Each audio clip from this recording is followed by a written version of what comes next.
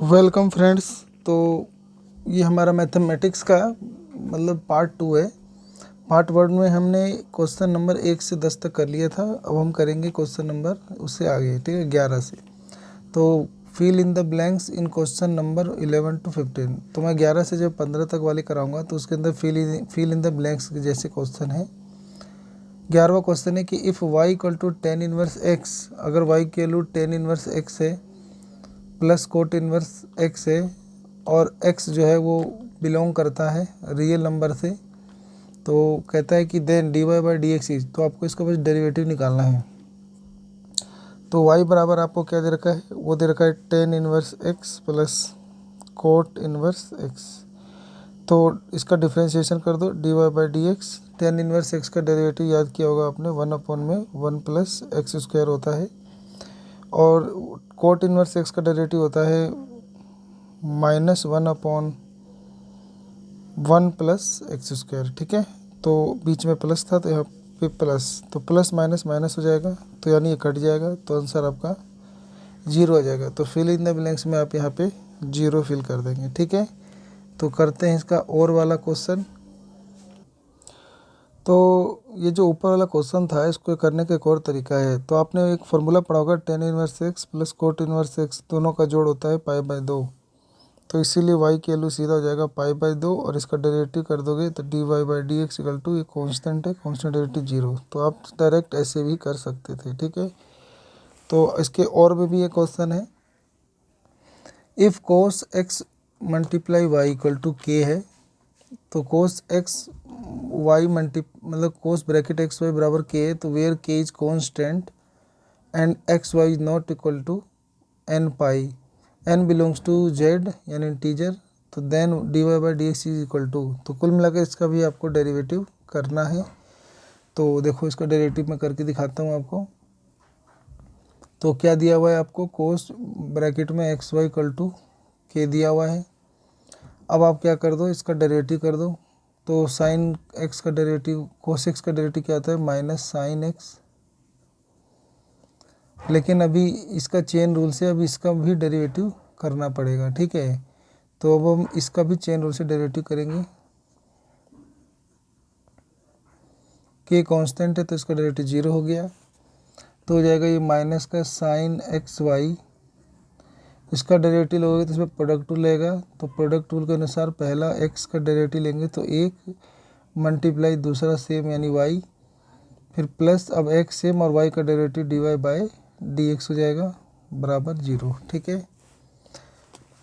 उसके बाद हम क्या करेंगे कि ठीक है, तो इसके बाद हम क्या करेंगे कि इसको इन दोनों से मल्टीप्लाई कर देंगे, ठीक है। तो ये एक बार इससे मल्टीप्लाई होगा, ये बार इससे, तो 1 मल्टीप्लाई वाई यानी ये वाई है, तो ये इससे मल्टीप्लाई होगा, तो बन जाएगा Y minus Y sine X into Y, ठीक है।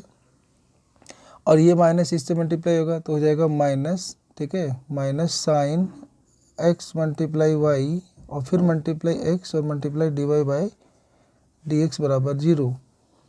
उसके बाद आप इसको उधर भेज दोगे, ठीक है। तो इसको उधर भेज दोगे तो बन जाएगा minus sine X Y multiply X multiply D Y by D X बराबर में, ये उधर जाएगा तो प्लस का जाएगा Y sine multiply X Y, ठीक है, ब्रैकेट में एक्स वाई।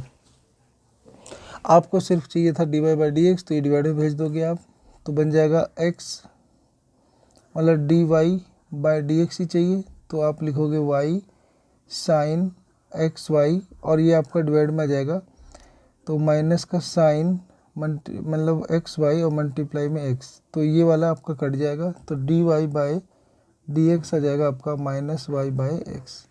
तो ये आपका आंसर हो जाएगा, ठीक है। तो खाली स्थान में आप ये आंसर भर दोगे।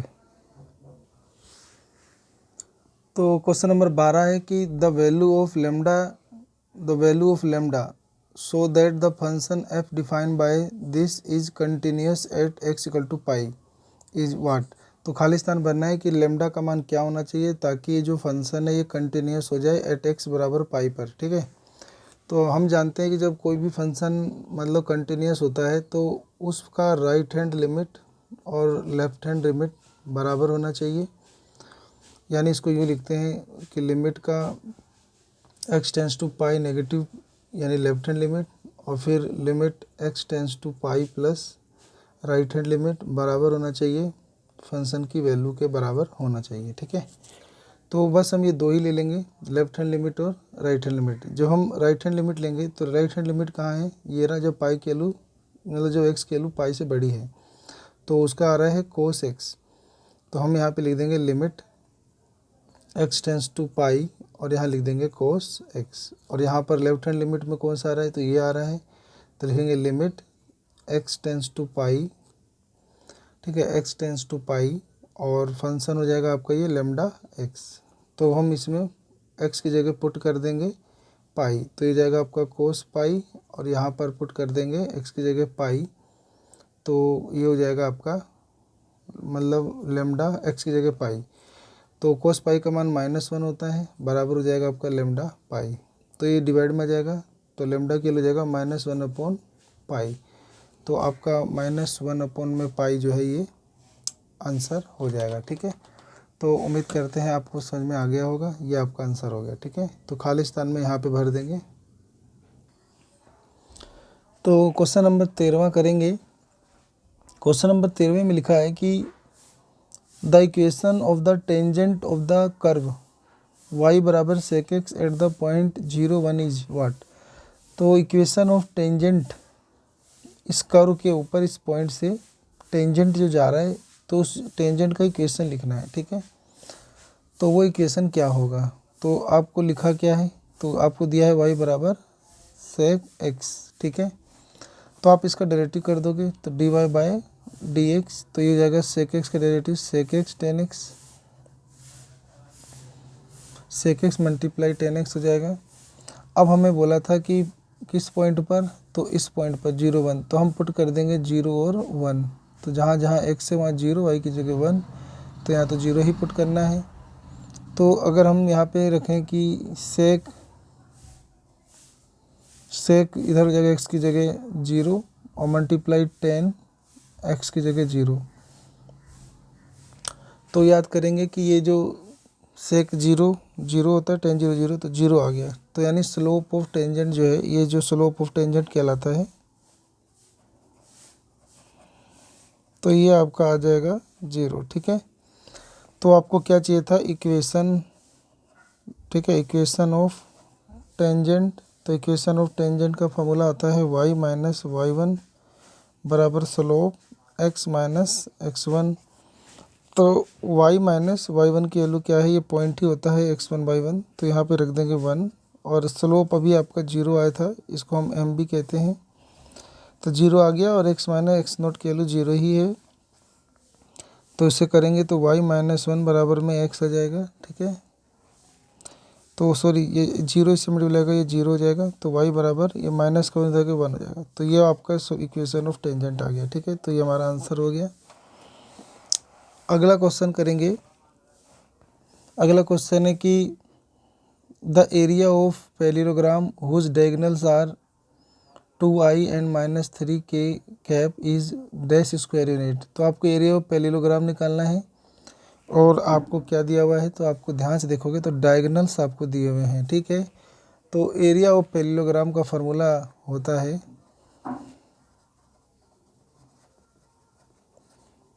(1/2 डायगोनल 1 मल्टीप्लाई डायगोनल 2। ठीक है, और ये निशान। ठीक है, तो अब हम यहाँ पे क्या करेंगे, इनका क्रॉस प्रोडक्ट करेंगे, d1 d2 का क्रॉस प्रोडक्ट, और उसका मतलब वन मॉडुलस निकाल देंगे और 1/2 कर देंगे। ठीक है, तो आ जाएगा 1/2, इनका क्रॉस d1 की वैल्यू 2 है, तो यहाँ पे रहेगा 2 ही रहेगा, और d2 की वैल्यू 3 है, तो यहाँ 3 ही रहेगा, तो ये कट कुट के आपका 3 आंसर हो जाएगा। ठीक है, तो 3 स्क्वायर यूनिट आपका आंसर हो जाएगा। क्वेश्चन नंबर 14 में करेंगे, सॉरी ऑप्शन है इसके, तो इसके ऑप्शन में हमें एक और क्वेश्चन दिया है। क्वेश्चन है कि व्हाट वैल्यू ऑफ लेमडा, मतलब लेमडा की वैल्यू क्या होनी चाहिए फॉर विच द वेक्टर, ताकि ये vector are orthogonal, is dash, ये दोनों ऑर्थोगोनल हो जाएं। ऑर्थोगोनल का मतलब है कि इस वेक्टर का जो डॉट प्रोडक्ट है वो 0 हो जाए, ठीक है, तो मतलब परपेंडिकुलर हो जाए। तो इसके लिए क्या करेंगे, तो 2i cap minus h j cap plus k cap, इसका हम डॉट प्रोडक्ट कर देंगे, i cap plus 2j cap minus k cap बराबर 0। तो डॉट प्रोडक्ट करते हैं तो 2 एकम 2 आएगा, फिर घटा लेमडा गुना ये तो घटा 2 लेमडा हो जाएगा, ठीक है, और ये के गुना घटा 1 तो घटा 1 हो जाएगा बराबर 0। तो 2 में से 1 गया तो 1 आ जाएगा, तो घटा 2 लेमडा जमा 1 बराबर 0, घटा 2 लेमडा उधर जाएगा तो 1 बराबर 2 लेमडा, लेमडा निकालने के लिए 2 बटे में आ जाएगा, तो लेमडा के लिए 1/2 हो जाएगा, ठीक है। तो आपका आंसर हो जाएगा लेमडा के लिए 1/2। तो खाली स्थान में आप लेमडा की जगह 1/2 भर देंगे, ठीक है। तो क्वेश्चन है हमारा, ए बॉल कंटेन्स 3 ब्लैक, बैग है, एक बैग में शामिल है 3 काली गेंदें, 4 रेड और 2 ग्रीन बॉल। तो यानी 3 काली, 4 लाल, 2 हरी गेंदें हैं। If 3 ball are drawn simultaneously at random, तो कहता है कि हमने ना सिमल्टेनियसली एक एक करके हमने 3 गेंदें निकालनी है। सिमल्टेनियसली मतलब होता है जो निकाली है वो वापस भी डाल देनी है। तो then the probability that the balls are of different colour, तो प्रोबेबिलिटी निकालनी है कि जो बॉल निकाली गई है वो अलग अलग रंगों की हो।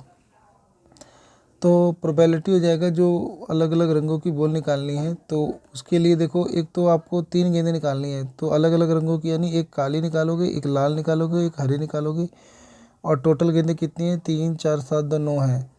तो पहले तो आप काली में से जैसे एक निकाल लोगे तो हो जाएगा आपका 3c1, ठीक है, मल्टीप्लाई, फिर अब लाल में से भी एक निकालोगे तो 4c1, और फिर आप ना 2 हरी है उसमें से एक निकालोगे तो 2c1, और डिवाइड कर दोगे, टोटल ये 9 गेंदें हैं तो 9c3। तो आपको 3 गेंदें निकालनी है, तो ऊपर आपने एक काली निकाली, एक लाल निकाली, एक हरी निकाली, तो इसीलिए यहाँ पे 3 हो गई, ठीक है।